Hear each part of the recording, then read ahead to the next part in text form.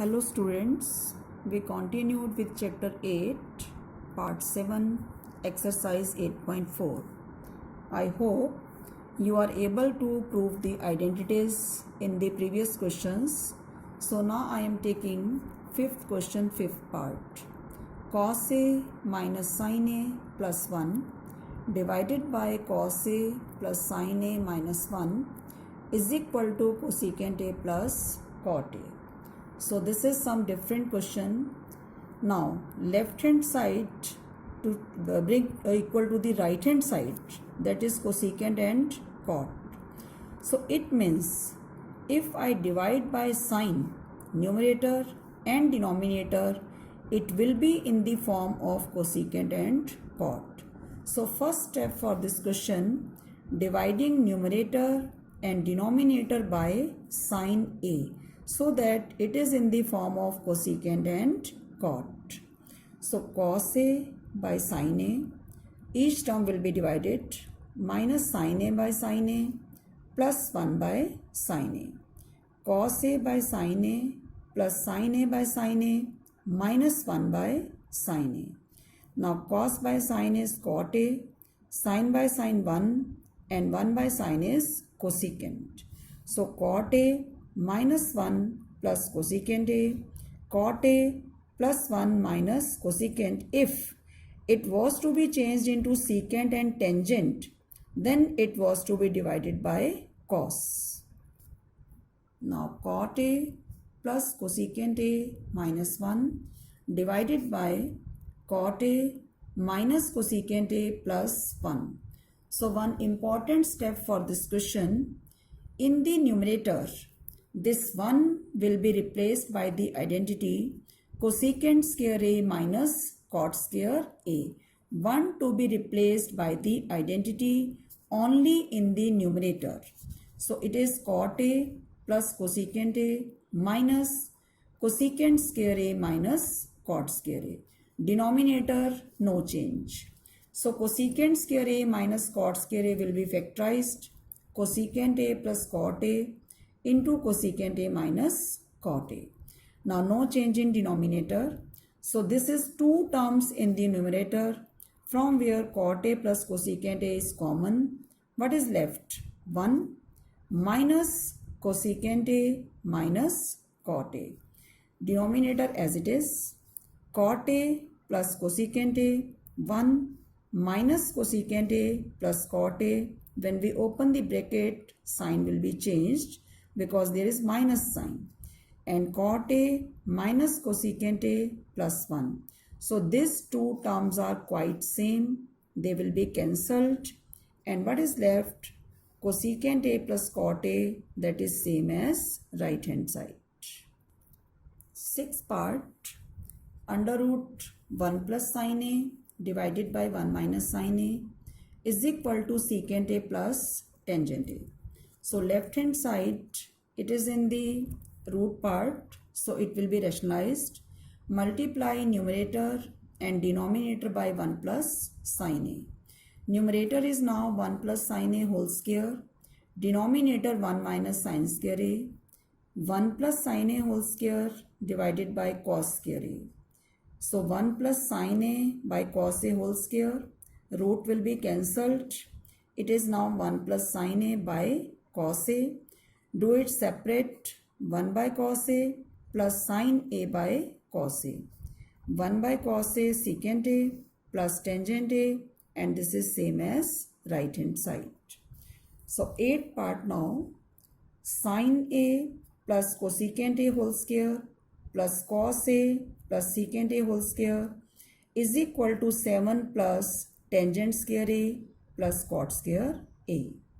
So if we open the whole square, it is sin square A plus cosecant square A plus 2 sin A cosecant A plus cos square A plus secant square A plus 2 cos A secant A. Now sin square A plus cosecant square A plus 2 sin A, cosecant A will be changed as 1 by sin A, plus cos square A plus secant square A plus 2 cos A, secant will be changed as 1 by cos A. Now this is cancelled, it is 2, and it is cancelled, it is 2. Sin square A plus cos square A will become the identity 1, and cosecant square A will be converted as 1 plus cot square A. Secant square A will be 1 plus tangent square A. When we are using the identity, we will also consider the right hand side, which part we needed. On right hand side we need tangent and cot. So cosecant square A will be 1 plus cot square A, and secant square A is 1 plus tangent square A. If we combine them, it is 1 plus 1 plus 2 plus 2 plus 1 plus cot square A plus tangent square A. So it is now 7 plus tangent square A plus cot square A, which is equal to right hand side.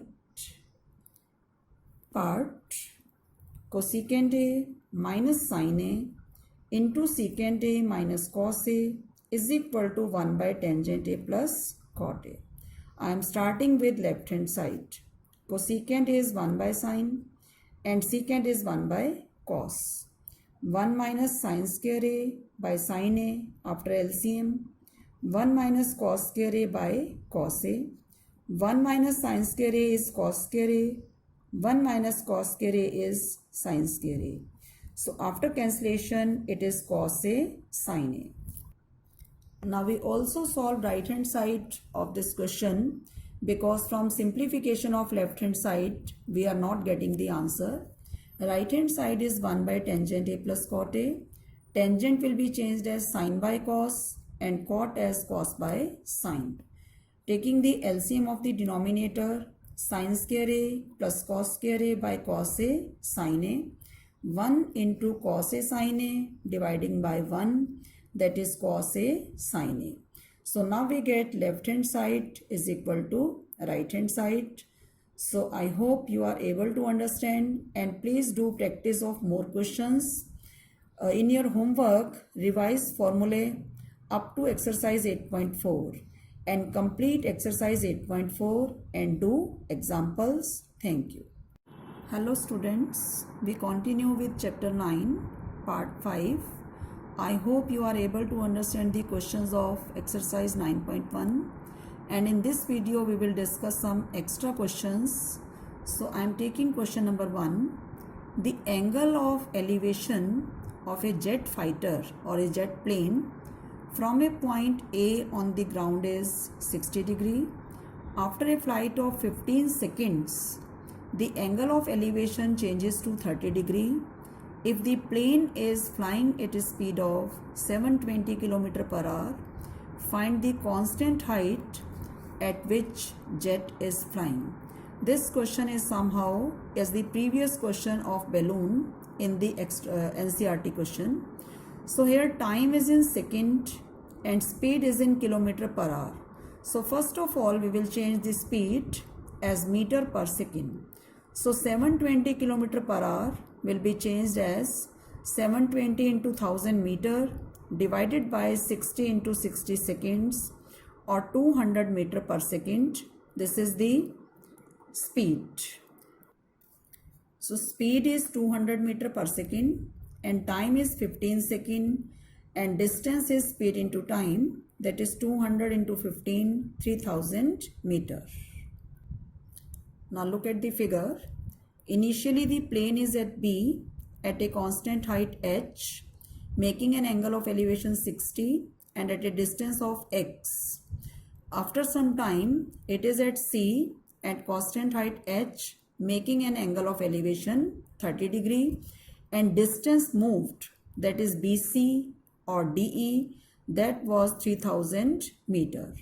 So we discuss the two triangles. In triangle ABD, perpendicular BD by AD, tangent 60, or h by x is root 3, h is root 3x, first equation. Then we take triangle ACE, perpendicular CE, base AE is equal to tangent 30, or h by y is 1 by root 3, or h is y by root 3. From both the equations we will find height and then equate them. root 3x is y by root 3 and y is equal to 3x. So distance moved was equal to BC and that was DE and that was y minus x. Y is 3x minus x, it is 2x, and the distance which we have find out, that was 3000. So distance moved 2x is equal to 3000, x is 1500 and height is root 3x from the first equation. So it will be 1500 root 3 meter, or height of the plane is 1500 root 3 meter. Now question number 2.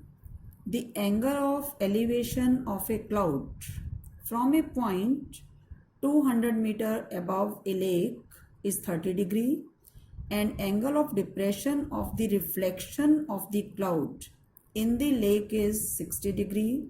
Find the height of the cloud from the surface of the lake. So let's see the figure. C is the position of the cloud and A is the observation point, which is 200 meter above the lake.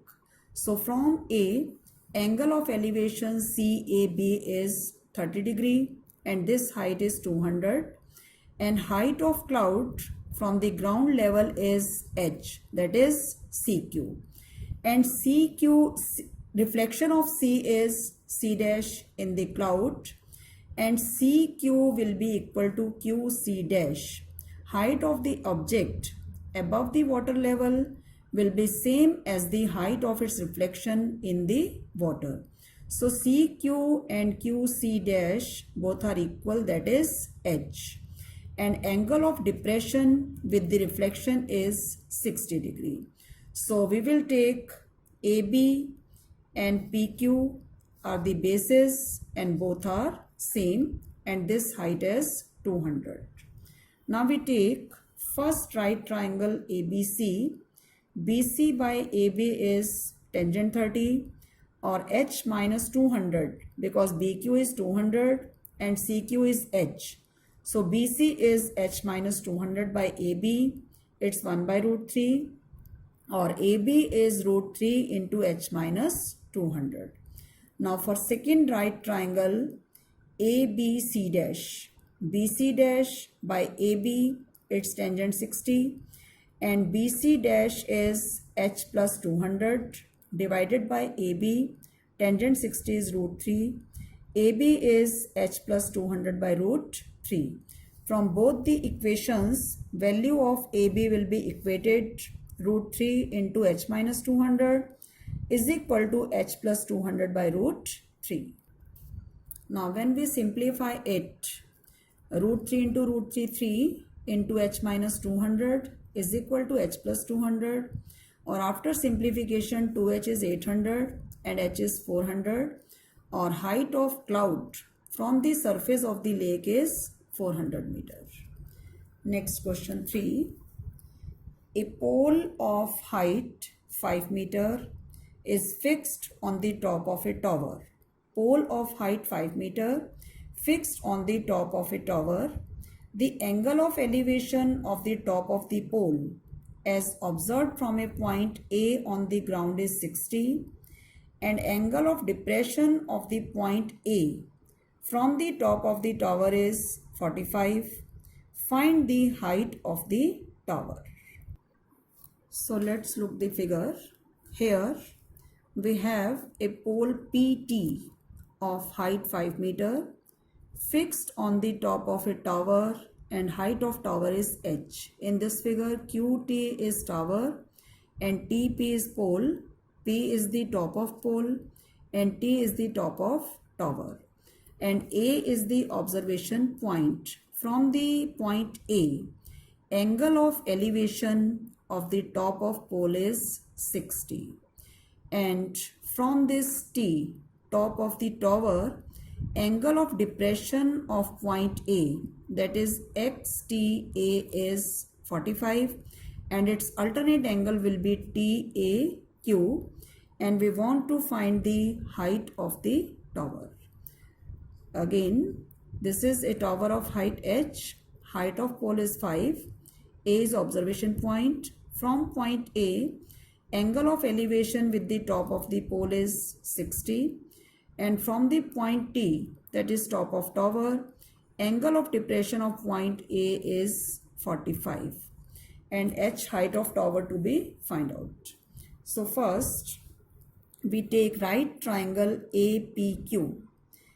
PQ by AQ is tangent 60, PQ is h plus 5, and AQ is x, tangent 60 is root 3.